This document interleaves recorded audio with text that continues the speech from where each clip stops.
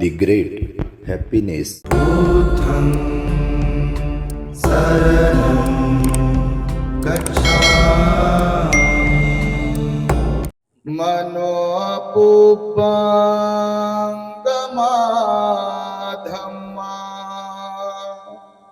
मनोसेट्ठा मनोमया मनसाचे पदुठेन भासति वा करोति वा ततो न दुःखमनवेति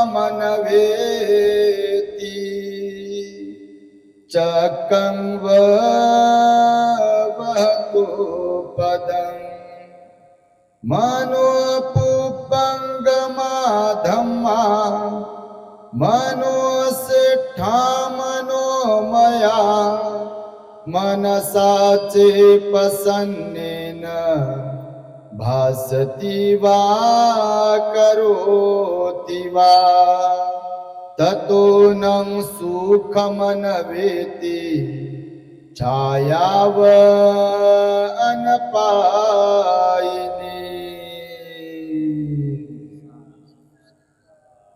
संपूर्ण विश्वाला ज्यांनी सुख शांती मानवता तथा दुःख मुक्तीचा आर्य संदेश दिला असे ते दुःख मुक्तीचे मार्गदाता दुःख मुक्त महामानव महान कारुणिक तथागत भगवान सम्यक संबुद्ध तथागतांनी आपल्या शुद्ध प्रज्ञेतून निर्मिलेला सद्धम्म आणि त्याच सद्धम्माचा गेली 2500 वर्षांपासून सातत्याने अहोरात्र प्रचार आणि प्रसार करणारा पूजनीय भिक्खू संघ या महान आणि सर्वश्रेष्ठ अशा त्रिरत्नांना प्रथमतः त्रिवार अभिवादन करतो, ज्यांच्या महान आणि असीम त्याग प्रभावामुळे आपल्याला जो हा अनमोल असा बुद्ध धम्म लाभला आणि ज्यांच्यामुळे आपल्याला हे एवढे मोठे वैभव प्राप्त झाले असे महान युग प्रवर्तक भारतीय राज्यघटनेचे शिल्पकार परमपूज्य बोधिसत्व डॉक्टर बाबासाहेब आंबेडकर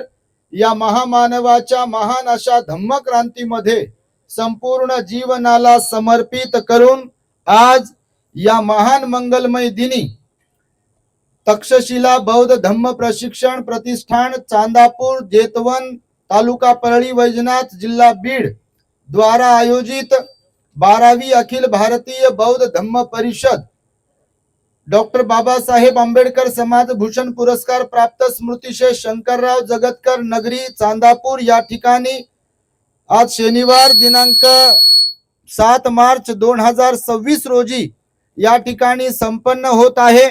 तेव्हा या परिषदेला माझ्या समवेत धम्ममंचावरती उपस्थित असलेले आमचे धम्मबंधू पूजनीय भिक्खू धम्मशीलजी तेरो, पूजनीय भिक्खू पय्यावर्धनजी आणि संपूर्ण पूजनीय भिक्षू संघ भिक्षुणी संघ श्रामनेरी, त्याचबरोबर या परिषदेसाठी आमच्या समवेत उपस्थित असलेले प्राध्यापक प्रदीप रोडे सर आणि ज्यांनी आम्हाला निमंत्रण दिलं असे जगन सर्वदेजी, त्याचबरोबर घोडके साहेब आणि सर्वच आपण या धम्म परिषदेला श्रवण करण्यासाठी दूरवरून उपस्थित असलेले श्रद्धावंत उपासक उपासिका बालक तथा बालिकांनो, तद्वतच द ग्रेट हॅपीनेस या आपल्या युट्यूब चॅनलचे सर्वच दर्शक, सर्वप्रथम तुम्हा सर्वांच्या प्रती मंगल मैत्री सद्भावना व्यक्त करतो आणि आपणा सर्वांच्या दुःख मुक्ती करिता तथागत भगवान बुद्धांद्वारा शिकविलेल्या धम्मोपदेशास प्रारंभ करतो। आपण सर्वांनी शांत एकाग्र आणि श्रद्धायुक्त चित्ताद्वारे या अनमोल बुद्धवाणीला आपल्या हित सुखाकरिता श्रवण करावे, ग्रहण करावे। अतिव आनंद होतोय 12व्या बौद्ध धम्म परिषदेला आम्ही आज उपस्थित आहोत। जगन सरवदेजी असतील किंवा त्यांच्या टीमने गेल्या अनेक वर्षांपासून 2-4 वर्षांपासून सातत्याने आमच्याशी संपर्क साधण्याचा प्रयत्न केला, आम्हाला निमंत्रण देण्यासाठी म्हणून, आणि या धम्म परिषदेला आज आम्ही उपस्थित राहिलो। आमचे मार्गदर्शक पूजनीय डॉक्टर उपगुप्तजी महास्तवीर यांची तब्येत बरी नसल्या कारणाने ते आज उपस्थित राहू शकले नाही। बंतीजींचाही आग्रह होता की परिषदेला यावे म्हणून, आणि इथे आल्यानंतर खरोखरच जेव्हा आम्ही ते परळी येथून आलो इकडे, तेव्हा हा डोंगराळ प्रदेश आहे आणि वरती आल्यानंतर हे अत्यंत सुंदर नयनरम्य दृश्य आम्हाला निसर्गाच्या सानिध्यात पाहायला मिळालं. सुंदर असं हे भिक्खू निवास शून्यागार आम्हाला इथे पाहायला मिळालं. भगवंताचं विहार, भगवंताचं रूपही इथे आहे आणि एवढा मोठा कार्यक्रम परिषदेचा दरवर्षी येथे आयोजित केल्या जाते. तेव्हा प्रथमतः आयोजकांसाठी आपण टाळ्यांच्या गजरांमध्ये त्यांचं अभिनंदन आणि कौतुक करावं. या माळ रानावर धम्माचा प्रचार आणि प्रसार करावा, भगवान बुद्धांची वाणी तुम्हाला ऐकता यावी, बाबासाहेबांचा विचार तुमच्यापर्यंत पोहोचावा, यासाठी म्हणून हा या संयोजन समितीचा खटाटोप आहे. त्यातल्या त्यात रोडे सरांनी मला येताना घोडके सरांची काय ना घोडके राजेंद्रजी घोडके यांची हिस्ट्री सांगितली की ते पूर्व चर्मकार समाजातील आहेत आणि चर्मकार समाजातील असून देखील बौद्ध धम्माचं आचरण करतात, साधक आहेत आणि त्यांच्या पुढाकाराने त्यांच्या नेतृत्वामध्ये इथे हे धम्माचं काम होते आहे. त्यामुळे बौद्धेतर असताना देखील बुद्ध धम्माचं आचरण करीत डॉक्टर बाबासाहेब आंबेडकरांनी दिलेल्या धम्माच्या प्रचार प्रसारामध्ये योगदान देणाऱ्या राजेंद्रजी घोडके यांच्याही साठी टाळ्या वाजून त्यांचं आपण कौतुक केलं पाहिजे. आता त्यांचा आमचा काही परिचय नाही पहा, मी तर पहिल्यांदाच इथे आलो. तुम्ही लय चांगले आहे, तुमच्यासाठी टाळ्या नाही म्हणत याचा अर्थ असा नाही की तुम्ही चांगले नाही. तुमच्या एवढं तर कोणीच चांगलं नाही पहा. तुम्ही जर येत नाही तर कार्यक्रमच होत नाही, नाही का. इथं किती गाजावाजा करू दे, लाखो रुपये खर्च करू दे, परंतु श्रद्धाळू लोक ज्यांची बुद्ध बाबासाहेबांवरती नितांत श्रद्धा आहे ते लोक जर येत नाही तर हे मांडव किती भारीचा असू दे, स्टेज किती पैशाचा असू दे, ही जमीन 300 एकर काय 500 काय 1000 एकर राहू दे, आणि इथं अजून कोणाला जरी आणलं हिरोला आणि हिरोनीला एखाद्या समजा आणू नका तसं कोणाला, पण नाही तर बिघडते कार्यक्रम. धम्माचे हिरो आणा, धम्माच्या हिरोईन आणा, परंतु नको ते हिरोईन आणून समाजाला बिघडवू नका असं सगळ्यांनाच आम्ही सांगू लागलो. तुम्हाला नाही बाबा, तुम्ही चांगलेच आहे, तुम्ही चांगल्याच लोकांना आणलेलं आहे ते. त्यातल्या त्यात आता आमच्या धम्मशील भंतेजीने सांगितलं बा, कोणी राजकीय प्रतिष्ठित मान्यवरही तुम्ही यांना आणले होते, बोलावले होते इथे विकासाचं काम करण्यासाठी, म्हणून तुमचा हेतू शुद्धच होता. परंतु भंतेजीने आता सांगितलं, घोडकेंनी पण सांगितलं की त्यांनी सांगितलं आमचं अधिवेशन सुरू आहे म्हणून आम्हाला येता येणार नाही, तारीख बदलून घ्या.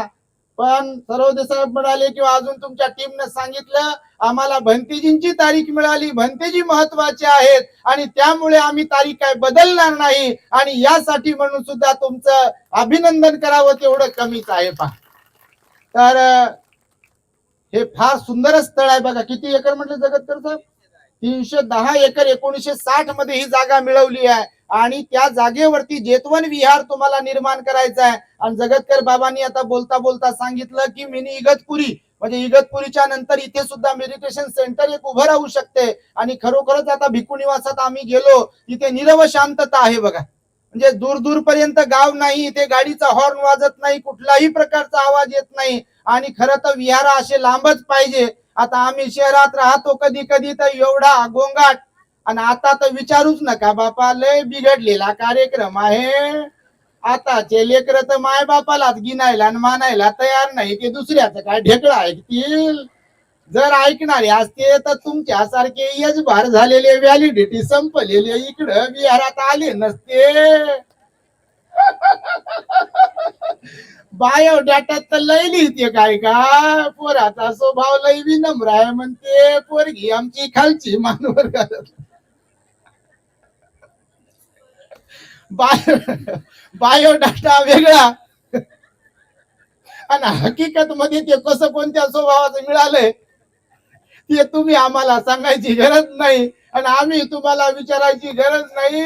आज अपवाद वगळता इथं कोणी कोणाला मानायला तयार नाही, कारण परिस्थिती लय बिघडलेली आहे घराघरामध्ये बघा. आणि त्यामुळे आजकाल शिक्षणाचं प्रमाण प्रचंड वाढलंय. शिक्षण ही अत्यंत महत्वाचं आहे. शिक्षणाशिवाय पर्याय नाही. शिक्षणामुळे अनेक गोष्टी प्राप्त होऊ शकतात, परंतु शिक्षणाबरोबर शीलही पाहिजे, म्हणजे सदाचारही पाहिजे, नैतिकता पाहिजे, हे आपल्या बाबांनी सुद्धा आपल्याला सांगितलेलं आहे. म्हणून मुलांना केवळ शिक्षणच देऊ नका, तर शिक्षणाबरोबर त्यांना धम्माचा संस्कार द्या, त्यांना बुद्ध आणि बाबासाहेबांच्या विचारांची लहानपणापासून जाणीव करून द्या, त्यांना बाळकडू पाजा, तर तुम्हाला हवे तसे मुलं भेटतील. नाहीतर लग्न कार्य करण्यासाठी किती म्हणाल तुम्ही एवढं पॅकेज आहे तेवढं पॅकेज आहे, कुठं अमेरिकेला राहते, लंडनला राहते, दिल्लीला राहते, हे काम करते ते काम करते, आणि लग्न झालं 6 महिने झालं की अगोदर सोयरिकीच्या अगोदर, लग्नाच्या अगोदर, लग्न झाल्यावर 5-6 महिने तर लय गोड कौतुक बापा, लय सून चांगली भेटली म्हणते, लेख माझा तर आमच्या शब्दाच्या बाहेर जात नाही म्हणते, आणि 5-6 महिने झालं की तिची एखादी माऊली तेच बाबा आमच्याकडे येते म्हणते, जी म्हणते तुम्ही म्हणता ते खरंच आहे, कोणतं इंजेक्शन दिलं कोणती गोळी दिली की अगोदर आमच्या शिवाय जमायचंच नाही ना, आता आम्ही घरात नकोच म्हणते. तर हे जे गणित बिघडलेलं आहे किंवा बिघडत आहे बघा, याच्यावर एकमेव उपाय आहे, माता पिता हे आदर्श असायला पाहिजे असं भगवंताने सांगितलं. ज्या अर्थी मुलांकडून अपेक्षा करता, मुलींकडून अपेक्षा करता की मुलं चांगले निघाले पाहिजे, मुलगा चांगला निघाला पाहिजे, मुलगी चांगली निघाली पाहिजे, ते काय मशीन मधून चांगले निघतील काय? म्हणजे मुलाला आणि मुलीला दोष द्यायचा, सुनला दोष द्यायचा सासून, आणि सासूला दोष द्यायचा सुनेन, आणि आपला दोष कोण पाहाव? आपल्याकडे गावाकडे म्हण आहे बघा, दुसऱ्याच्या डोळ्यातलं कुसळ दिसते आणि आपल्या डोळ्यातलं मुसळ. म्हणजे याचा अर्थ असा आहे की दुसऱ्याच्या छोट्या छोट्या चुका लगेच दिसतात, पण आपल्या मोठ्या मोठ्या चुका पण दिसत नाही, लपू लपू झाकू झाकू, आणि पुन्हा उजागर जर झालं तर मग काय झालं म्हणते. असं लय काय काय चालते. तर भगवान बुद्धाचा धम्म सांगतो, माता पिता आदर्श पाहिजे, वडीलधारे लोक व्यवस्थित पाहिजे, तर आपल्या घरातली पिढी व्यवस्थित जन्माला येईल, त्यांना सुसंस्कारी पिढी जन्माला येईल. आणि त्यासाठी म्हणून भगवान बुद्धाचा धम्म आहे बघा, आणि त्यासाठीच बाबासाहेबांनी आपल्याला तो दिला. महत् प्रयासानं बाबासाहेबांनी आपल्याला हा बुद्धाचा धम्म दिलाय, त्याला आपल्याला जपता आलं पाहिजे. तुम्ही आपल्या अवतीभोवती पाहत असाल, इतर धर्माचे लोक आपापल्या धर्म संस्कृतीचा सन्मान करतात, त्यांच्या त्यांच्या धर्म संस्कृतीचं ते पालन करतात, फक्त आपल्याकडेच कचरा जास्त झालाय. खरं की खोट? तुमच्याकडे कसं वातावरण आहे आम्हाला काय माहित नाही बापा, पण लय कचरा. आता पहा ते टेकुळे माहिती का तुम्हाला?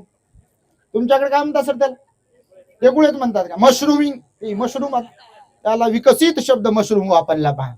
ते पावसाळ्यात आभाळ बिभाळ गरजत असेल तर तेव्हा पिकतात पहा ठराविक ठिकाणी टेकुळे, मशरूम. तसे आता 14 एप्रिल पुढच्या महिन्यात 14 एप्रिल आहे की नाही, जे कधीच आले नाही विहाराकडे, फिरकले नाही, ज्यांनी कधी बाबासाहेबांच्या पुतळ्याला पकडाय मारला नाही, कधी स्वच्छता केली नाही, कधी रंगरंगोटीसाठी आले नाही, कधी वंदनेसाठी येऊन गुडघ्यावर बसून, मुका बस ना बापू काहून असा करतो, हे लय त्रास देते हो आम्हाला बऱ्याच ठिकाणी. एक तर लाईट घालवते हो, काय होते माहित नाही. आता इथं नाही, हे चांगलंच आहे बापा, काय हे बिघडून टाकलेलं. आता पहा, ते काहींची गोष्ट तुमच्या पोरांची नाही आणि तुमची तर बिलकुलच नाही, म्हणत तुम्ही खरंच लय चांगले आहे. पण काही बघा, खरंच तुम्ही पाहिलं असेल, समाजाचा बारीक अभ्यास करत असाल तर, कारण धार्मिकतेमध्ये तरुणांची संख्या फार नगण्य आहे. विहारात येत नाहीत कधी, किंवा प्रबोधनाच्या कार्यक्रमामध्ये कधी सहभागी होत नाही. पण जयंती म्हटलं, याच्याकडून पैसे आण, त्याच्याकडून पैसे आण, मग नगर सेवक, आमदार, खासदार, मंत्री, संत्री, जी साहेब जी साहेब जी साहेब. चपल्या उचलू का तुमच्या? देता का मग मला? मग अध्यक्ष बनवता का मंडळाचा मला? बरं इस्त्री मारून देऊ का कपड्याला तुमच्या? गाडी पुसून देऊ का तुमची? तुमचे पाय डोक्यावर घेऊ का? आणि मला मग तुम्ही देता का काहीतरी भीक मागे? असे काही असतात, म्हणजे तुम्ही नाही, तुमच्याकडे नाही. पण जयंतीला मी आता टेकुळे हा मशरूम शब्द वापरला की नाही, बिलकुल असे जन्माला येणार म्हणजे येणार. आणि ते चांगल्या लोकांसोबत वाद घालतात बघा, विशेष म्हणजे विहारातल्या लोकांशीही वाद घालतात. ही गोष्ट समाजासाठी अत्यंत शर्मेची आहे. याला आळा घालण्यासाठी चांगला समाज, चांगली मुलं, चांगले मुलं जन्माला येणं, तयार होणं ही काळाची गरज आहे. त्यासाठी या धम्म परिषदा अशा झाल्या पाहिजे. बघा, तुमच्या माहितीसाठी सांगतो, अन्यथा वाईट वेळ येईल समाजावरती. आणि बाबासाहेबांनी जो धम्म दिला ना आपल्याला, तो धम्म मग इतर लोक, बाबासाहेबांनी जसा इशारा दिला 15 ऑक्टोबर 1956 ला, उद्या तुमच्याकडे पाहून इथल्या प्रस्थापित व्यवस्थेनं अशी म्हणण्याची वेळ येऊ देऊ नका की महाराणी बुद्ध धम्म बाटवला. आज काही लोकांकडे जर गेलो तर इतर लोकांवर काही टीका टिप्पणी करत नाही आपण, परंतु काही लोकांकडे जेव्हा पाहतो, लोक सांगतात, बनतेजी म्हणतात, तुम्ही म्हणता ते खरंच आहे, भीम के लगते जिगर, आणि अर्ध्यापेक्षा कमी इधर आणि अर्ध्यापेक्षा जास्त उधर. पहा, तर तुम्ही नाही तसे, पण काही काही लोक परिवर्तनवादामध्ये उतरलेले आहे. विशेष म्हणजे आपल्या या साईडचे काही चर्मकार समाजाचे लोक आमच्या बरोबर आता बीड वरून आले. सर काय आपल्या यांचं नाव? गायकवाड साहेब आले. हे बघा, तिथे बसलेल्या चर्मकार समाजाचे बीड वरून आले. बघा, ते विपस्सी साधक आहे, अत्यंत सिलवान गुणवान आहे. त्यांच्याही तुम्ही टाळ्या वाजवल्या पाहिजे. आम्ही जे आपल्या द ग्रेट हॅपीनेस चॅनल वरून प्रवचन देतो का नाही, आता युट्यूब सर्वांचं आहे. कारण युट्यूब चॅनल हे काय आपल्या इकडच्या कोण बनवलं नाही, ते लई चांगलं झालं. कारण इकडे भारतात काही जे बनवलेलं असेल त्यांच्या डोक्यात किडा शिरते जातीवादाचा आणि ते बंद करते. मग बरं झालं हे सोशल मीडिया इकडं कोण बनवलं नाही, ते तिकडच्याने बनवलंय. आणि त्याच्यामुळे बुद्ध बाबासाहेबांचा विचार, प्रचार, प्रसार बघा शेवटच्या माणसापर्यंत पोहोचतोय. आता आल्यानंतर इथं वंदन करायला, स्वागत करायला कितीतरी महिला उपासिका, उपासक, मुलं मुली म्हणत होते, भंतेजी आम्ही युट्यूबवर ऐकतो, आता प्रत्यक्ष ऐकायला भेटणार आहे. म्हणजे ही गोडीची लागली बघा, तर युट्यूब मुळे लागली आहे. एकदा युट्यूबच्या मालकासाठी त्याला टाळ्या वाजवा.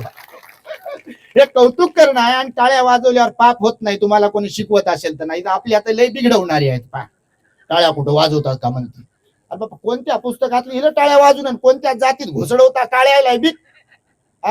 टाळ्या बिळ्या कोण्या जाती धर्माच्या नसतात. टाळ्या वाजवणं कौतुक आहे, साधुकारही दिला पाहिजे आणि टाळ्या वाजवल्या पाहिजे. एखाद्या डॉक्टरांकडे जाऊन विचारा, टाळ्या वाजवल्यावर याचा व्यायाम होते, तळ हातांचा मुंग्या येणं बंद होते, वाजवत राहा. पण कोणाचं वाईट झाल्यावर नका वाजवू. चांगलं झाल्यावर वाजवत राहा, वाईट झाल्यावर वाजवू नका, नाही तो गणित बिघडायचं. बा घरातलं समजा कोणाचं वाईट झालं, बरं झालं म्हटलं की मग तुमचं काही खरं नाही. तर तशा ठिकाणी नाही, चांगल्या ठिकाणी, कौतुकाच्या ठिकाणी टाळ्या वाजवत राहा. तर हे परिवर्तन आहे. बघा, आता मला इथे हा जो ग्रंथ दिला बघा, बुद्ध आणि त्यांचा धम्म ग्रंथ, याच्यावर कोट आहे बाबासाहेबांचं.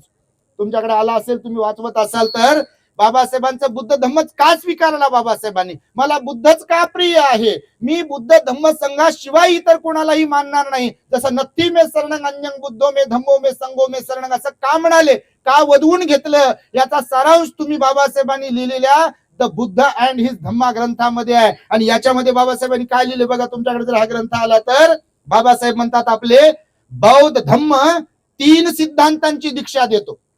बघा, आपले बाबासाहेब काय म्हणतात, बौद्ध धम्म 3 सिद्धांतांची दीक्षा देतो. एक तर प्रज्ञा, करुणा आणि समता. बौद्ध धम्मच जगातील शोषण थांबवू शकतो. माझा असा विश्वास आहे की एक दिवस मानवतेच्या रक्षणासाठी केवळ भारतच नव्हे तर सारं जग बौद्ध धम्माचा स्वीकार केल्याशिवाय राहणार नाही. हे बाबासाहेबांचं आपल्या मत आहे. आणि आज खरोखरच बघा, देश युद्धाने होरपळून जात आहे. आज युद्ध सदृश्य परिस्थिती आहे. आणि आज जगाला युद्धाची नव्हे तर जगाला आजही आणि उद्याही आणि कालही बुद्धाचीच गरज आहे, होती आणि राहील. कारण भगवान बुद्धांनी समता, स्वातंत्र्य, बंधुभाव आणि न्यायाची शिकवण दिली. भगवान बुद्धांनी शांतीचा पुरस्कार केला. अंगुलीमालाच्या हातातलं शस्त्र भगवान बुद्धांनी टाकून दिलेलं आहे. आणि त्यामुळे युद्धाकडे जग जात असताना तुमची माझी प्रत्येकाची जबाबदारी आहे, आपलं मन निर्मळ करणे, आपली वाणी निर्मळ ठेवणे, आपलं आचरण शुद्ध ठेवणे. कारण आपल्याकडे पाहून इतर लोकांना वाटलं पाहिजे मी बुद्ध धम्माचं आचरण केलं पाहिजे, मी दान पुण्य केलं पाहिजे, मी सील पालन केलं पाहिजे, मी ध्यान केलं पाहिजे, असं वाटलं पाहिजे का नाही? झोपले का काय? सांबर भात बनवला होता म्हणते जगन सर्व. त्यांना म्हटलं बा लोकांना जेवायला काय बनवले, ते म्हणे सांबर भात बनवला म्हणे, आंबट मस्त पैकी. तर ते खाल्लं ना तुम्ही सर्वांनी? नाही खाल्लं म्हणते बापा. लय मोठ्यानं नाही म्हणले बाबा यांना द्या, नंतर झाल्यावर नाही तर काही खरं नाही. कार्यक्रम झाल्यावर कोणाला जेवायला लग्नामध्ये हे लय चालते, इकडे चालणार नाही, इकडे कोणी काही म्हणणार नाही, पण लग्नात लय चालते. लग्न किती चांगलं होऊ द्या, जर जेवणामध्ये चपाती करपलेली असेल किंवा कच्ची असेल, पुरी बिरी गुलाबजामुन हे लय छान आहे म्हणे, भंतीची खाऊन तर पहा. मी म्हटलं आम्ही खात नाही बा गोड, यांनी खाला गुलाबजामुन. खरंच जेवण फार सुंदर आहे. पण जर जेवण मिळालं नाही कार्यक्रमात, समजा इथं नाही लग्नात वगैरे, आणि त्यांना जर म्हटलं लग्न वगैरे कसं झालंय, पोरगी कशी होती, पोरगा कसा होता, ते सगळं सांगायचं सोडते आणि ते म्हणते काय खरंय हो, जेवणच भेटलं नाही, एवढ्या पत्रिका कशाला वाटायच्या म्हणते, आम्हाला कशाला पत्रिका दिली वगैरे वगैरे. तर तसं तुमचं होता कामा नये बा. आणि त्यामुळे बुद्धाचा धम्म श्रेष्ठ आहे, परंतु आपल्याकडे पाहून, आपल्या आचरणाला पाहून लोक आपल्याला म्हणले पाहिजे की बा आपण पण ध्यान केलं पाहिजे, आपण पण सील पालन केलं पाहिजे, आपणही दान पुण्य केलं पाहिजे. तर जर आपल्याला तसं घडलं तर खरोखरच बाबासाहेबांचं काम आपण पुढे आणि पुढे घेऊन जाऊ शकतो. नाही तर लाचारी आणि गुलामगिरी जर आपल्यामध्ये असेल तर बाबासाहेबांच्या विचारांशी आपण प्रार्थना करतो असा त्याचा अर्थ होतो बघा. आणि आज समाजामध्ये आम्ही पाहतो की अनेक लोक चांगलं काम करतात, पण काही काही लोक मात्र अहंकारामध्ये आणि अहंकारामध्येच राहतात, वाकायला झुकायला तयार नाही, आणि त्यातही बाबासाहेबांना पुढे करतात. बाबासाहेबांना झुकायला शिकवलं नाही म्हणते. मागे एक पोराला म्हटलं बा तुम्ही लोक विहारात येत नाही, काही नाही. नाही म्हणे भंतेजी, आम्ही अगोदर पासून इथं राहतो, तुम्हाला माहित नाही इथली परिस्थिती, मी बाबासाहेबांची जयंती साजरी करतो, मी अध्यक्ष आहे, अमकाय ढमकाय टमकाय, आणि बाबासाहेबांना झुकायला वाकायला शिकवलंच नाही म्हणे. म्हणलं कोणतं पुस्तक वाचलं बापू तू? नाही ते वाचलं म्हणे पुस्तक, मी लय वाचले, माझ्या घरात कपाट भरून आहे. अरे म्हटलं घरात कपाट भरून तू वाचलं कोणतं? नाही माझ्या पप्पाने आणून ठेवले आम्ही पुस्तकं, ते असे शोकेस मध्ये, तुम्ही आले तर पहा म्हणे, हॉलमध्ये आले तर पहा म्हणजे जुलमच जा. अरे बाबा जुलम कशाला, मला माझ्या मागे लोक बिचारे किती 2-3 वर्षापासून लागू लागली तारीख आमच्याकडे, यामध्ये जुलमच या. भगवान बुद्धांनी सांगितलं भिक्षूंना 9 ठिकाणी तुम्ही बोलवलं तरी जाऊ नका. माहिती तुम्हाला 9 ठिकाणी मी बोलणार आहे याच्यावरती, बऱ्याचदा संदर्भ देऊ लागलो मी, पण याच्यावर बोलणं आता नाही बोलत बापू, लय लांब आहे ते, आणि लय ठिकाणी जायचं. कंटिन्युअसली दौरा आहे, तुम्ही शेड्यूल पाहत राहता सोशल मीडियावरती. एक दिवस खाडा नाही बघा. हा पूर्ण मार्च, पूर्ण एप्रिल, पूर्ण मे, पूर्ण जून, नंतर 3 महिन्याचा वर्षावास, पुन्हा वर्षावासाचे समारोप, असं करता करता पूर्ण शेड्यूल पॅक आहे. याच्यासाठी आम्ही रोज सांगू लागलो की तारीख कोण मागू नका. तर बघा हे यासाठी म्हणून तुम्हाला सांगितलं की बुद्ध धम्म श्रेष्ठच आहे. परंतु त्या पोराला विचारलं, तू पोरगा काय म्हणे, बाबासाहेबांना झुकायला शिकवलं नाही. तुम्ही बाबासाहेबांचा जर अभ्यास केला तर बाबासाहेब कुशीनगरला गेले होते, चंद्रमणी महास्तवीरांकडे बाबासाहेबांचा गुडघ्यावर बसलेला तिथे पुतळा आहे. तुम्ही धम्मदीक्षा घेतानाचा बाबासाहेबांचा व्हिडिओ जर बघितला तर बाबासाहेबांचा पाय फ्रॅक्चर होता. चंद्रमणी महास्तवीर भंतेजी असे खुर्चीत बसलेले आहे, माई साहेबांनी बाबासाहेबांचे हात जोडलेले आहे, त्यांच्या समोर असे झुकलेले आहे, त्रिसरण पंचशील ग्रहण करतायत. म्हणून प्रत्येकच गोष्टीत आपण बाबासाहेबांना पुढे करून नाचता येईना अंगण वाकडं असं करता कामा नये. ध्यानाच्या बाबतीत आपल्या समाजातील काही लोक असेच करतात बघा. बाबासाहेबांनी कुठं ध्यान शिकवलं म्हणते, बाबासाहेबांनी कुठं ध्यान करायला सांगितलं वगैरे वगैरे. अहो बाबासाहेबांनी ध्यान करायला सांगितलं नाही, शिकवलं नाही असं तुम्ही म्हणत असाल तर बुद्ध आणि धम्मग्रंथामध्ये काय अनुपसना, चित्तानुपसना शिकवली की नाही, धम्मानुपसना शिकवली की नाही, विपස්සनाचा काय अर्थ होतो, काय अर्थ होतो विपස්සनाचा?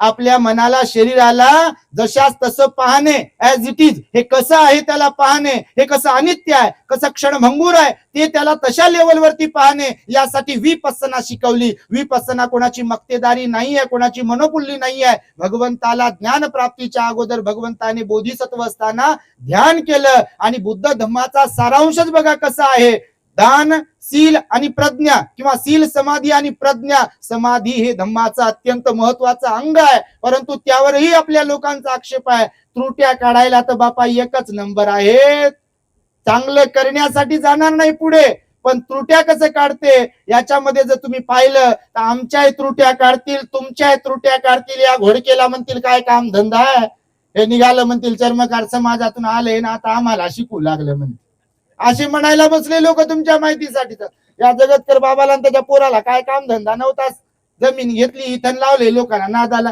असे म्हणतात लोक. तुमच्या माहितीसाठी सांगतो. आणि त्यामुळे आपल्याकडे बिघडवणारे लोक आहे, सुधरवणारे लोक कमी झाले आणि बिघडवणारे लोक जास्त झाले. आणि म्हणून पुढे पेरणी सुरू राहते आणि मागे ती पेरणी बिघडवणारे लोक असतात आणि त्यातल्या त्यात ते अहंकारी असतात. आता जसं कोराचं तुम्हाला उदाहरण सांगितलं की नाही, म्हणून अहंकारामुळे सुद्धा समाजाचं मोठं नुकसान होत आहे. बघा, विहाराच्या माध्यमातूनही अहंकार असतो, जयंती साजरी करण्याच्या माध्यमातून पण अहंकार असतो, कार्यक्रम घेण्यावरून पण अहंकार असतो. सगळ्यांना नसतो, पण काही काही लोकांना खरंच अहंकार असतो. आणि अहंकार असा असतो की तो माणसाला अयशस्वी बनवतो, चळवळीला घातक ठरतो. तुम्ही सत्य अपरिहान या धम्म भगवंताचा जर उपदेश ऐकला तर तुमच्या लक्षात येईल की अहंकार मोठा डेंजर आहे. आणि आम्ही दृष्टांत पण सांगितलेले आहेत. कारण एका माथारीला वाटसरून एकदा पाणी मागितलं होतं. तो वाटसरू मोठा प्रज्ञावान होता, ज्ञानी होता, पण त्याच्यात अहंकार होता. ज्ञानीवंत असणं आणि ज्ञानीवंताने अहंकारी असणं हे दोन प्रकारचे असतात. तर एक ज्ञानीवंत अहंकारी ज्ञानीवंत एकदा वाटसरू एका रस्त्याने चालला असता. रस्त्यामध्ये त्याला तहान लागली, एका विहिरीवर तो थांबला. त्या विहिरीवर एक म्हातारी होती, पाणी शेंदून देणारी, काढून देणारी. त्या म्हातारीला त्याने विचारलं की आई मला पाणी देते का काढून आजी? तर ती आजी पण हुशार होती त्याच्यासारखी, तुमच्यासारखी लय जास्त. असं काही नाही की कोणी शिकलेलं नसेल तर हुशार नसते, लय लोक हुशार असतात. तुम्ही तर लय हुशार आहे बापा, काही विषय नाही. आणि त्या आजीला पाणी मागितल्यानंतर ती आजी म्हणली बा पाणी देतो, पण त्या आजीला परीक्षा घेण्याची सवय होती. काही काही लोकांना परीक्षा घेण्याची लय सवय असते बा. आम्ही लहान होतो, आताही लहानच आहे, तर आता भंतीजी होतो समजा. काही काही समजा जे लग्न बिग्न लावतात की नाही लोक, तुमच्याकडे असतील. आता त्या बिचाऱ्याला वंदना यायची, सुत्त यायचं, भाषण करता यायचं, त्यांना वक्ते म्हणून कोणी कोणी बोलवायचं. आता आम्ही नवकी होतो बा, इडीमिडी तिडीमिडी चवत नाल्या बोलू पाय होतो आम्ही, आणि नवीनच होतो, तर आम्हाला एवढं काही येत नव्हतं, ज्ञानी नव्हतं. आताही असं काही येत नाही, आम्ही आताही अल्पबुद्धीचा बा मान्य करतो आम्ही. कारण बाबासाहेब म्हणाले शेवटपर्यंत मी विद्यार्थी आहे, तर आपण काय आहे. तर मग ते आमची परीक्षा घ्यायची, तुम्हाला हे येते का, आणि तुम्हाला ते येते का, आणि तुम्ही हे करता का, आणि ते तुम्ही ते करता का, वगैरे वगैरे. आणि तेव्हा मुकत बसावं लागायचं. आता कोणी विचारत नाही, कारण विचारणाऱ्याचीच पात्रता आम्ही सांगत असतो की नागसेन आणि मिलिंद राजा यांचे संदर्भ पहा, सम्राट अशोक आणि मोगली पुत्र तिस भंतेजीचे संदर्भ पहा, आणि पात्रता तयार करावी लागते. यासाठी भगवान सम्यक संबुद्ध आणि पंचवर्गीय श्रावक पण पहा. भगवान बुद्धांनी सुद्धा ज्ञान प्राप्त झाल्यावर कोणालाही सांगितलं का? सांगितलं का? बुद्ध गीतेचा उपदेश केला का? केला का? वाचलं की नाही तुम्ही? बुद्धांनी त्यांचा मुख्यच बसायले बापा, काही काही बोलत राहा माझ्यासाठी, माझ्यासोबत, म्हणजे समजते बा, तुम्ही ऐकू लागले. भगवान बुद्धांनी ज्ञान प्राप्तीनंतर लगेच उपदेश केला का तिथल्या लोकांना? सारनाथला गेले, रस्त्यानं कोणीच भेटलं नसेल काय? बुद्ध गये ते सारनाथ कोणीच भेटलं नसेल का? भेटला असेल की नाही? पण कोणालाही केला का उपदेश? कोणालाही नाही केला. पात्र लोक पाहिले, आणि ते 5 लोक जे होते की नाही परिव्राजक, बाबासाहेबांनी लिहिलं बुद्ध आणि त्यांचा धम्मग्रंथात, ते 5 परिव्राजक पात्र होते धम्मचक्क पवतन सुत्ताचा उपदेश श्रवण करण्यासाठी. त्या पात्र लोकांनाच उपदेश केला, इतर कोणालाही केला नाही. कारण धम्म वजनदार आहे, आयऱ्या गैऱ्या नथू खैऱ्याचा नाहीये धम्म ऐकणं. म्हणून प्रत्येकामध्येच पुरुषार्थ नाहीये धम्माचं आचरण करण्याचा. ते आमच्यासारखे श्रमण असो का तुमच्यासारखे उपासक असो, सगळेच लोक धम्माचं आचरण करू शकत नाहीत. जय भीम म्हणणं लय सोपं आहे, याचीवर हे घालणं लय सोपं आहे, पांढरे कपडे घालणं लय सोपं आहे, गळ्यामध्ये पंचरंगीन निळे फेटे घालणं लय सोपं आहे, पण पंचशील पालन करणं लय अवघड आहे. आठवड्यातून एकदा का होईना अष्टशील पालन करणं लय अवघड आहे. किमान रविवारी का होईना विहारात जाणं लय अवघड आहे. 22 प्रतिज्ञांचं पालन करणं काटेकोर लय अवघड आहे. खरं की खोटं? काही काही मुख्यच बसले पहा, ते असेच म्हणते बरोबर आहे बाबा, पण आमच्याच्यानं काय होत नाही. तर अशी परिस्थिती आहे बघा. आणि म्हणून त्या म्हातारीने विचारलं त्याला, पोराला त्या, की तू कोण आहेस? त्याची परीक्षा घ्यायची होती. त्यानं सांगितलं की आजी मी प्रवासी आहे. आजी मोठी हुशार होती, ज्ञानी होती. ते आजी म्हणे तू प्रवासी आहे. तर त्याला वाटलं बा मी ज्ञानातून माझ्या उत्तर देऊ दे त्या म्हातारीला. तर ते म्हणे मी प्रवासी आहे. तर ती आजी म्हणे प्रवासी तू नाही आहेस, खोटा बोलत आहे. तो म्हणते आजीला कसं काय? ती आजी म्हणे प्रवासी या जगात सृष्टीमध्ये दोनच आहेत. कोण? तुम्ही सांगा बरं कोण? प्रवासी दोनच आहेत, एक तर चंद्र आणि दुसरा सूर्य. दोनच प्रवासी आहे, नॉन स्टॉप फिरत राहतात, चालत राहतात, प्रवास करतात. थांबतात का ते? थांबतात? थांबत नाहीत. आणि म्हणून ती आजी म्हणे तू कसा काय प्रवासी आहे? प्रवासी या जगात दोनच आहेत, एक तर चंद्र आणि सूर्य आहे. त्याला वाटलं बा आता काय बोलाव. आजीने पुन्हा प्रश्न विचारला, खरं सांग कोण आहे? तर ते म्हणे बा मी पाहुणा आहे. उत्तर बदलवलं त्यानं. आजी म्हणे तू कसा पाहुणा राहशील? पाहुणे हे दोनच आहे. हे लय विद्वान समजत होतं स्वतःला आपल्यासारखं.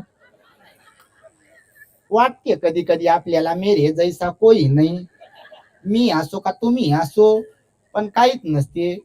बटन दबलं की बॉडी कुठपर्यंत आली म्हणतात. काय म्हणतात? काय म्हणतात?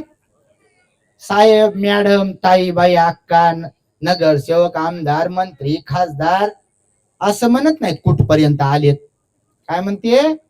बॉडी कुठपर्यंत आली म्हणते.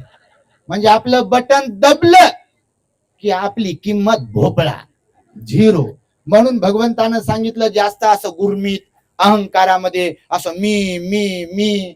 पैसे आले की पहा काही काही लोक आपले काल लोक गुलाम होते, आता लय पैसे वाले. काही काही पोरांकडे पाहतो पहा, आता जयंतीला आम्ही जरा बाहेर निघतो पाहायला समाजाची कशी प्रगती झाली.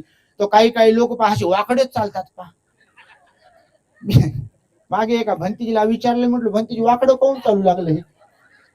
ते म्हणे पैसे जास्त झाले म्हणे. म्हणजे खरंच पैसे आले कोणाकोणाचे, तुमचं नाही, तुम्ही विनम्रच आहे. पण म्हणजे पैसे आले की पैसा पहा माणसाला एकदम त्याचं चाल चलन ते सगळं साधेपणानं राहतील का लोक? फार अपवाद वगळता लोक बघा, पैसा आला, पद प्रतिष्ठा मानपान आलं की वागणं बसणं, बसलंय असं वाकडत बसते. अरे बाप्पा काय झालं? वाकडं बसायला काय झालं? वाकडं चालायला काय झालं? तो ते भंतेजी म्हणे, भंतेजी पैसा जास्त आल्यावर असंच होते. यांच्याकडे पैसा जास्त झाला, हे यांना वाकडच चालावं लागायला म्हणते. हे वाकडच बसू लागलं, वाकडच उठू लागलं. तर असा अहंकार येते कधी कधी. तर अहंकार बरा नाही म्हणून तुम्हाला ही गोष्ट सांगतो, बाकी काही नाही. तुम्ही तसे नाही अहंकारी. पण आपल्या द ग्रेट हॅपीनेस चॅनलवर प्रवचन जाते सगळ्या जाती धर्माच्या लोकांकडे, आणि त्यामुळे आम्ही सांगत राहतो, जिथं जे भेटलं तिथं सांगतो. तर मग ती काय म्हणतो की मी पाहुणा आहे. तर ती म्हातारी आई काय म्हणे, पाहुणे दोनच आहे. ते म्हणे कोणते? तर पाहुणे एक तर आपले नख आणि दुसरे आपले केस. हे काल केले, हे काल मुंडन केलं पा. बरं झालं आम्हाला मुंडन करायला सांगितलं, तुम्हाला नाही करायला सांगितलं. त्या दिवशी एक पोरग आमच्याकडे आलं, ते त्याचे मायबाप म्हणे भंतेजी अमरावतीचं, याला भंतेजी बनवा म्हणे. भंतेजी लय कामातून चालले म्हणे. मी म्हणलं बा बिघडलेलाच मला आमच्याकडे येते. एवढे दिवस तुम्ही काय केलं? आणि आमच्याकडे 10 दिवस द्यायचं, आणि ते सुधारलं तर सुधारलं, नाही सुधारलं तर आम्हालाच बिघड. आणि पुन्हा मायबाप आम्हालाच म्हणायला बसतील, अरे भंतीजी पाठवलं तरी सुधारलं नाही बाबा. कोणती गोळी द्यावा, कोणतं इंजेक्शन द्यावं 10 दिवसासाठी? कायमचं या बा, कायमचं आलं तर सुधरवू. 10 दिवसात काय, तुम्ही 18-20 वर्ष होईपर्यंत तुम्हाला त्यानं परेशान केलंय. आणि आता आम्हाला परेशान करण्यासाठी त्याचा तंबाखू सोडत बसाव का? त्याची दारू सोडवत बसाव का? त्याला टेन्शन फ्री करण्यातच बसव. आणि काम कधी करावं समाजाचं धम्माचं काम? पुन्हा आम्हाला वेळ भेटला नाही, पुन्हा ते सुधारलं नाही तर गेली गोष्ट कुठे पुन्हा. तर त्याच्यामुळे बघा असं होते. तर ते म्हणे बा भंतेजी, मी भंतेजी होतो म्हणे. माझे मायबाप म्हणतात, मम्मी पप्पा म्हणतात भंतेजी हो, भंतेजी होतो. तर मी होतो म्हणे, पण माझी एक काट आहे. म्हटलं बा कोणती? मी हे केस काढत नाही म्हणे. मी म्हटलं बापू तू घरीच जाय, कशाला येतो इकडे? भगवंताने सांगितलं हे बरं झालं आम्हाला केस बिस काढायला. तर ते म्हातारी म्हणे पाहुणे दोनच आहे, एक तर हे केस किती काढा येत राहतात. काही काही पाहुणे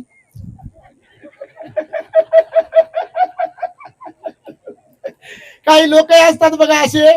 आम्ही लहान होतो तेव्हा पाहिलं बा, तुमच्याकडे आहे का नाही माहित नाही. आपल्या घरचं काहीच दाखवणार नाही हो. आपल्या घरी कोणाला येऊ देणार नाही, बोलवणार नाही, त्यांना चहा नाही, जेवण नाही, काहीच नाही. नेमकं चहाची वेळ झाली की दुसऱ्याच्या घरी पोहोचते. तुम्ही तसं करत नसाल, तुम्हाला म्हणत नाही तुम्ही लय चांगले आहे. नेमकं जेवायची वेळ झाली की तेव्हाच बरोबर ताटावर. आणि आपल्याकडची सवय आहे बा जेवता का, हे एकदा नाही म्हणायचं. माणूस कसा आहे पुन्हा म्हणते जेवता का, जेवा ना 2 घास. 2 घास म्हणते ठीक आहे म्हणते आणि बसते आणि मग काचे 2 घास आले बापा, सारी दुरडी खाली करते, उलटी करते, सगळं खाऊन टाकते पहा. आणि पुन्हा मग आज या घरी तर उद्या कोण्या घरी. दिवस चांगले जरी असले तरी प्रवृत्ती अशी असते. म्हणून त्या म्हातारीने सांगितलं पाहुणे 2च आहे, एक तर डोक्याचे म्हणजे केस आपल्या अंगावरचे काढले की पुन्हा पुन्हा येतात आणि दुसरे आपले नख काढले तरी पुन्हा पुन्हा येत राहतात. पाहुणे किती आहे, झोपले नाही याचा. त्यानंतर पुन्हा प्रश्न विचारला म्हातारीने. म्हातारी फार हुशारच होती एकदम त्याची परीक्षा घेण्यात. तर म्हातारी म्हणे बा तू प्रवासी नाही, पाहुणा नाही, तर आहे कोण. तर त्याला लय वैताग आला. ते म्हणे बा आजी मी सहनशील आहे म्हणे. कोण सहनशील. तर आजी म्हणे तू का आता सहनशील आहे म्हणे. सहनशील 2च लोक आहे म्हणे. ते म्हणे बापा कोणते सहनशील 2 आहे.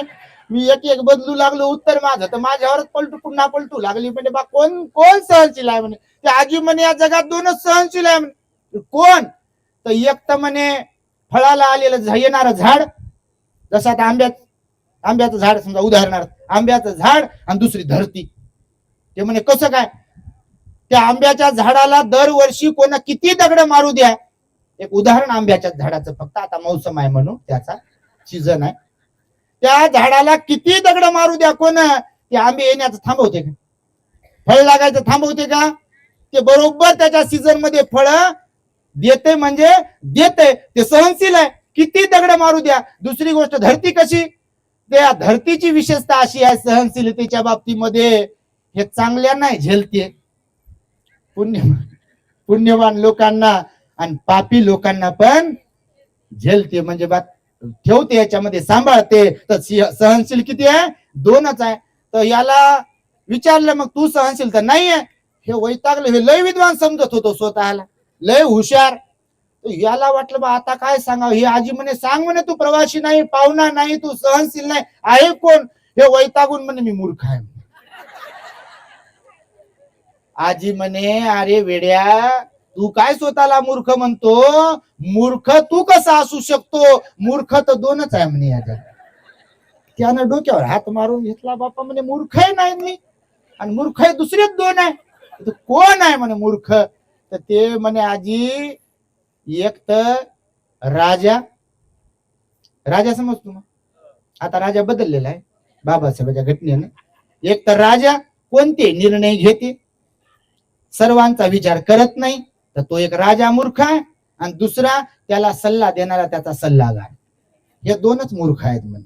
कोणते निर्णय घ्या, आपण कोणावर टीका टिप्पणी करत नाही, पण सांगतो तुम्हाला बापा असे 2 लोक मूर्ख आहे म्हणते. ते कोणते निर्णय घेतात, देशाला कोणीकडे घेऊन जाऊ शकतात, त्यांना कोणी म्हणणारा बोलणारा नसते, आणि ते कोणाचं ऐकू शकत नाहीत. कारण राजा बोले दल हाले असते. आणि हे अशा प्रकारे ही जी गोष्ट तुम्हाला दृष्टात यासाठी म्हणून सांगितला की असा अहंकार जर माणसामध्ये असेल तर आपले काम होत नाहीत, आपलं काम झालेलं बिघडते. त्यामुळे बाबासाहेबांनी आपल्याला जो बुद्धाचा धम्म दिला तो अनमोल आहे, आपल्याला तो सांभाळता आला पाहिजे. बघा पुन्हा बाबासाहेब जन्माला येणार नाही बघा आपल्यासाठी, हे लक्षात घ्या माझ्या माय माऊल्यांनो, भावांनो, बहिणींनो. गाफील राहू नका. तुम्ही सुज्ञ आहात, प्रत्येकाच्या हातात मोबाईल आहे, वर्तमानपत्र वाचत असाल, टीव्हीवरच्या न्यूज पाहत असाल. तुम्ही जग कोणीकडे चाललाय आणि तुम्ही कोणीकडे चालला, नाचण्या गाण्या पुरतात फक्त बुद्ध बाबासाहेब घेत असाल तर आपल्या एवढं मूर्ख या जगात दुसरं कोणी नाही. तुमच्या माहितीसाठी सांग, जरा पाहत मानवर करून जगाकडे. सगळं जग, विशेष म्हणजे भारतीय लोक सुद्धा बघा, आता मी मगाशी म्हणालो तुम्हाला, आपापल्या धर्म परंपरेचा तत्वांचं पालन करताना तुम्हाला लोक दिसतात का नाही. तिथे मानपान आपला बाजूला ठेवतात, मान सन्मान बाजूला ठेवतात. आता बघा मुस्लिमांचं ते कोणता महिना सुरू आहे म्हणते, रमजान ईद. तुम्ही बघत असाल तुमच्याही परिसरामध्ये मुस्लिम बांधव भरपूर आहेत बघा. काटेकोरपणे पेपरला बातम्या येतात, आम्ही वर्तमानपत्र वाचतो. लहान लहान पोरं पोरी पण ते काय पालन करतो म्हणतात, ते रोजा काय त्यांचा उपवास पालन करतात का नाही. लोक दुकान उघडे ठेवून बघा मस्जिद मध्ये जाऊन नमाज अदा करतात का नाही. मी त्यांचा गवगवा गातो असा विषय नाही. बाबासाहेब सुद्धा म्हणाले आपल्या लोकांना बुद्ध धम्माचा प्रचार प्रसार करायचा असेल तर तुम्हाला ख्रिश्चन मिशनरी प्रमाणे काम करावं लागेल. हा बाबासाहेबांनी सल्ला दिलेला आहे आपल्या समाजाला. आज तुम्ही इकडे तिकडे पहा, हिंदू लोकांकडे पहा, मुस्लिमांकडे पहा, सिखांकडे पहा, ख्रिश्चनांकडे पहा, सगळ्या लोकांकडे पहा, त्यांचे धर्मगुरू, त्यांचे अनुयायी त्यांच्या धर्माच्या परंपरेचा सन्मान करताना आपल्याला दिसतात. आणि आपल्याकडे तर मेरे भीम जैसा कोई नाही, मेरे भीम जैसा कोई नाही, बाबासाहेबांसारखं कोणी नाही. अरे बाबा, त्यानं काय होईल तेवढ्यानं? ना 22 प्रतिज्ञा तू पाळतो, ना विहारात तू जातो, मतदानाच्या वेळेला तू 500 रुपयाला ना 1000 रुपयाला विकल्या जातो. कायचा ढेकळाचा तू बाबासाहेबाचा? तुमच्याकडे काय वातावरण आहे मला माहित नाही, पण मी यावेळेस माहिती घेत असतो. आपण पण बाबा आंबेडकरवादी भिक्खू आहे. आपण लोकांची माहिती घेतली सर. मी केवढ्याला तुमच्या एरियात मत होतं तुम्हाला विचारत नाही. तर मला सांगितलं कुठं 3000ला एक मत, कोणी म्हणे 2000ला एक मत, कोणी म्हणे 1000ला एक मत. तुमच्याकडे बाबा मध्ये हजारच होतो म्हणते. तर बघा, हे फार बेकार आहे. तुमच्या माहितीसाठी सांगतो, कारण आपल्या बाबासाहेबांनी आपल्याला सांगितलं शासन करती जमात व्हा. काय म्हणाले बाबासाहेब? काय म्हणाले?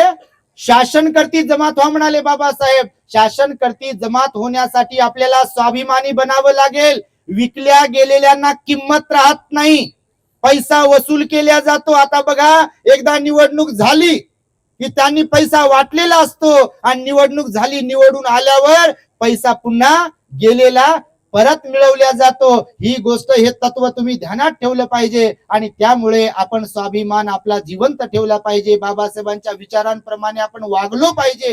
केवळ बाबासाहेबांचा जय जयकार करण्यातून आपल्याला काही मिळणार नाही. मी नेहमी सांगतो, बाबासाहेब त्यांच्या स्वतःमध्ये असलेल्या गुणवत्तेनं कालही मोठे होते, आजही मोठे आहेत, आणि उद्याही मोठेच राहतील. त्यांना कोणी लहान बनवू शकत नाही त्यांच्या कर्तृत्वाने. पण तुम्ही आम्ही मात्र बाबासाहेबांचे खऱ्या अर्थाने आचरणिक अनुयायी बनू शकलो पाहिजे. कारण कर सको तो अपनी वाणी में कुछ असर पैदा करो, रुख हवाओं का बदल दे वो हुनर पैदा करो, तुम्हें सम्मान से जीना है अगर इस देश में तो हर घर में एक आंबेडकर पैदा करो. एक आंबेडकर पैदा करो, जो आंबेडकर स्वाभिमानी असेल. तो आंबेडकर तुम्हाला तयार करता आला पाहिजे. तुमच्या मुलांच्या माध्यमातून, तुमच्या मुलींच्या माध्यमातून तुम्हाला आंबेडकर पैदा करता आला पाहिजे. आणि त्यामुळे केवळ जयंती साजरी करणे, नाचणे, गाणे एवढ्या पुरतं बाबासाहेबांना मर्यादित ठेवू नका. बाबासाहेबांनी सांगितलेल्या गोष्टी प्राणपणाने तुम्ही पाळल्या पाहिजे. तुम्ही अभ्यास केला पाहिजे, मुलांना शिकवला पाहिजे. बाबासाहेबांचे 22 खंड आहेत, रायटिंग अँड स्पीचेस, ते तुम्ही वाचले पाहिजे. द बुद्धा अँड हिज धम्मग्रंथ विहारात वाचलाच पाहिजे, पण घरातही तुमच्या मुलांना तुम्ही वाचून दिला पाहिजे, किंवा त्या मुलांना तुम्ही वाचायला सांगितलं पाहिजे. कारण बाबासाहेबांचे वडील रामजी सुभेदार बाबा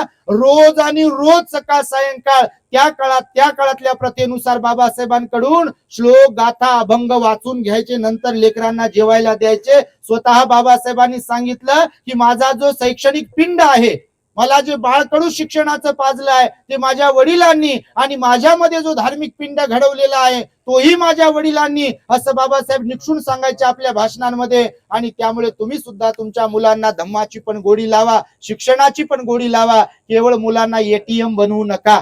कारण आज आम्ही पाहतोय बघा, सरते शेवटी तुम्हाला मी सांगेल की परवाला एका व्यक्तीचा फोन आला, रडत होते फोनवर, मोबाईलवर. त्यांनी सांगितलं, भंतेजी 3 भाऊ आहेत, वेल सेटल आहेत, लग्न झाले, प्रचंड श्रीमंती आहे, करोडपती आहेत, आणि आई म्हातारी झाली आहे. वडील वारले केव्हाच, आईला विस्मरण होते, लक्षात राहत नाहीये म्हातारपणामुळे. आणि भावांनी सांगितलं, आम्ही आईला सांभाळत नाही. ती बहीण म्हणाली, मी एकुलती एक आहे भंतेजी, मी माझ्याकडे घेऊन तर आली आहे, पण मला गिल्टी फील होते की माझ्या घरचे काही म्हणतील की काय. पण माझं पुण्य कर्म की माझे घरचेही लोक तुमचे प्रवचन ऐकतात, आम्ही पण प्रवचन ऐकतो, म्हणून माझे मालकही फार सुंदर, चांगले, सदाचारी आहेत, सिलवान, गुणवान आहेत. ते म्हणतात तुझ्या आईची सेवा सुद्धा केली तर माझ्या आईची सेवा केल्यासारखं आहे. म्हणून तुझे भाऊ जर ते पालन करत नसतील, पाळत नसतील, म्हणजे सेवा करत नसतील तर हरकत नाही, पण आपण तुझ्या आईची सेवा करतो, तू निसंकोच राहत जा, मनामध्ये संकोच बाळगू नको. असं हे जे मी पाहिलं बघा, मलाही फार वाईट वाटलं. ही जी गोष्ट आहे, ही गोष्ट साधी नाही आहे. म्हणून आपल्या लोकांना सांगतो, मुलांना शिक्षण तर द्या, पण शिक्षणाबरोबर त्यांना बुद्ध धम्माचे संस्कारही द्या. नाही तर शिकलेली तुमचीच मुलं, भलेही तुमचीच असतील, पण आता मी जसं मगाशी म्हणालो की बाल्याची माय, बाल्याची बायको आणि बाल्याचे लेकर, आता बाबासाहेबांनी खोल्या वाढवल्या, अगोदर होत्या 10 बाय 10च्या. बाल्याची माय, बाल्याची बायको आणि बाल्याचे लेकर आपापल्या खोलीत, आणि माय बापन समाज गेला म्हणते चुलीत. असं जर होत असेल तर तुमचं सांसारिक जीवन फेल आहे बघा. आणि म्हणून मी तुम्हाला वारंवार सांगतोय, बुद्ध बाबासाहेब आपल्या मुलांना त्यांचे तत्वज्ञान, त्यांचं आचरण, त्यांचे कर्म हे शिकवा, तरच आपला उद्धार होऊ शकते. त्यासाठी अशा सेंटरची पण फार नितांत गरज आहे. भगवान बुद्धाचा मार्ग श्रेष्ठ आहे, बाबासाहेबांनी म्हणून आपल्याला तो दिला. आणि म्हणून तुम्ही सुद्धा भीमके लगते जिगर आर्धे इधर आधे उधर बनू नका, प्युअरली बुद्ध धर्माचं आचरण करा. बाजूला तुमच्या परळी आहे. महाराष्ट्रात आणि भारतामध्ये मला येताना सरांनी सांगितलं की आम्ही पण त्याचा अभ्यास केला इथल्या मंदिराचा, की त्याच्यावर भगवान बुद्धाची मूर्ती आहे म्हणतात. कोणी कोणी पाहिली तुमच्यापैकी?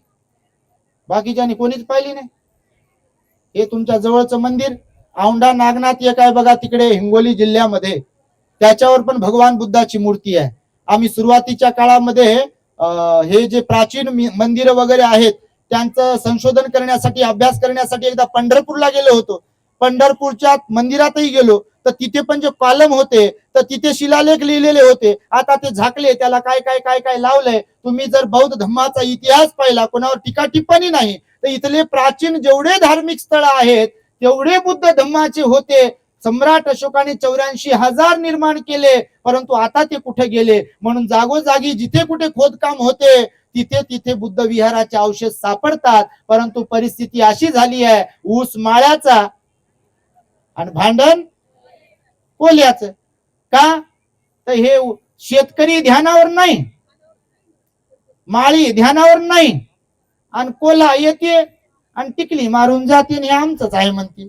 हे बाकीचे झोपलेले आहे नाही का? तर झोपेत राहू नका, झोपू नका, सतर्क राहा, असं माझं सांगणं आहे. आज आम्हाला इथे बोलवलं, अधिक बोलत नाही, आम्हाला फार लांब जायचं आहे. आपले प्रवचन ऐकत जा. इथे लवकरात लवकर सेंटर बनावं अशा आमच्या सदिच्छा आणि शुभेच्छा. मंगल मैत्री आहे. आम्ही सुद्धा औरंगाबाद मध्ये एक 4 माळ्याचं द ग्रेट हॅपीनेस टॉवरचं काम हाती घेतलंय.